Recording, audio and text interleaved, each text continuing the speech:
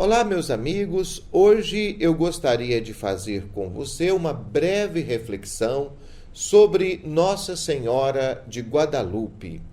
Na nossa Diocese de Divinópolis, nós temos uma capela dedicada a Nossa Senhora de Guadalupe, em Perdigão, e, se Deus quiser, nós construiremos no futuro uma outra capela na paróquia Santo Antônio, em Pará de Minas. Falar sobre Nossa Senhora de Guadalupe é falar sobre o México. E o México que tem uma história lindíssima. A história de Guadalupe tem início com a chegada dos espanhóis ao México em 1519. E quando os espanhóis chegam ao México, o que eles encontram? Eles encontram uma civilização muito desenvolvida, por um lado, e ao mesmo tempo carregando hábitos e costumes ancestrais com o povo asteca. Mas ali a gente tinha construções, sistema de tributação, um exército, cidades muito populosas, inclusive, e algumas tradições, por exemplo, ao deus da serpente emplumada, a grande deusa mãe, diversos deuses que cultuados pelos astecas e que inclusive exigia sacrifícios humanos, e muitas pessoas foram sacrificadas a esses deuses ancestrais da cultura asteca. Para o deus da guerra, por exemplo, foi construído um santuário inaugurado em 1487, e na inauguração se matou cerca de 20 mil guerreiros. Então, matava-se a pessoa, tirava o coração dela e oferecia às divindades. Então, nós temos coisas desse tipo que assustaram muito os espanhóis na terra que acabavam de chegar para conquistar, naturalmente, como aconteceu também em diversas regiões do mundo. Na colina de Tepeyac era cultuada a deusa mãe, e os mexicanos tinham as tribos ancestrais, dos astecas, muita veneração a essa deusa mãe. Então, como que surge aí a ideia de Guadalupe? Bom, isso começa com a aparição da Virgem Maria ao índio chamado Juan Diego. Numa manhã de 9 de dezembro de 1531, quando Juan Diego passava pela colina de Tepeyac, ele ouviu como se fosse uma música. Então ele resolveu subir mais a colina, e aí ele viu uma bela senhora, e ele se emociona diante daquele quadro, se ajoelha e escuta o recado da Mãe de Deus. E ela se apresenta ao índio desta forma: meu filho, o mais querido, eu quero que saibas com certeza que eu sou a Virgem Maria, Mãe do verdadeiro Deus, através de quem tudo vive, o Pai de todas as coisas, que é o Senhor do céu e da terra.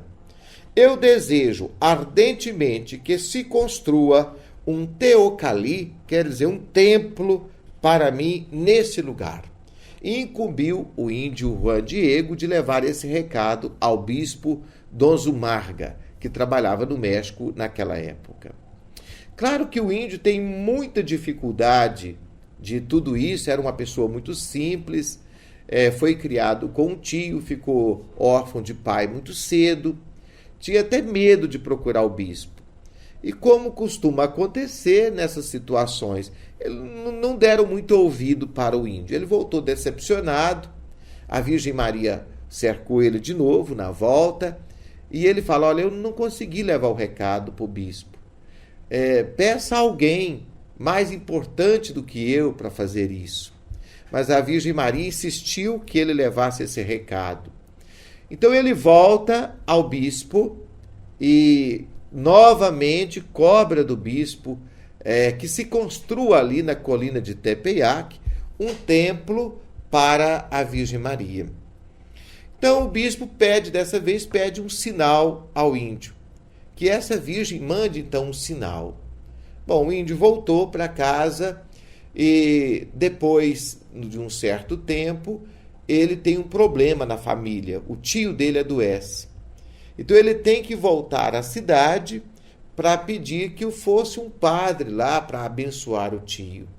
E para não atrasar a viagem, ele trocou de caminho, porque ele imaginava que aquela senhora, que ele nem tinha noção que fosse a Virgem Maria, mãe de Jesus, fosse cercá-lo de novo. Mas não adiantou.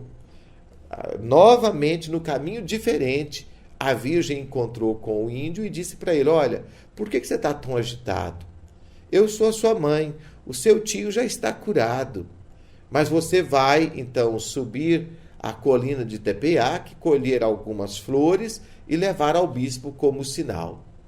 Então ele sobe, colhe essas flores e coloca na sua tilma o manto que ele usava, feito com uma fibra de uma planta parente da nossa piteira, chamada elmanguei, que é um tecido muito simples, uma espécie de avental que os pobres usavam e servia também para carregar objetos e coisa do gênero. Então o índio vai lá, colhe essas flores e, segundo o relato, a própria Virgem Maria ajudou ele a ajeitar as flores no seu manto. Ele volta ao bispo, tem muita dificuldade para ser recebido, mas acaba sendo recebido pelo bispo. E quando ele fala, você trouxe o sinal? Ele abriu o manto e no manto do indígena aparece o retrato da Virgem Maria, que é a que está lá no México até hoje, medindo 1,5 metro mais ou menos, agora não me recordo exatamente, 1,5 metro de altura por 1 metro mais ou menos de comprimento, e está lá na Basílica, no Santuário de Nossa Senhora de Guadalupe. Bom, a partir disso aí, tudo mudou na história daquele povo, na história do México. O que nós temos, na verdade, é uma imagem estampada em um manto. Um manto pobre que talvez não duraria 20 anos. E hoje está lá, depois de muitos séculos, em perfeito estado, apesar de ter sofrido muitas intempéries, o clima, gente que passa mão, ácido que derramou nele, bomba que já foi atentado que aconteceu dentro do próprio, debaixo do quadro.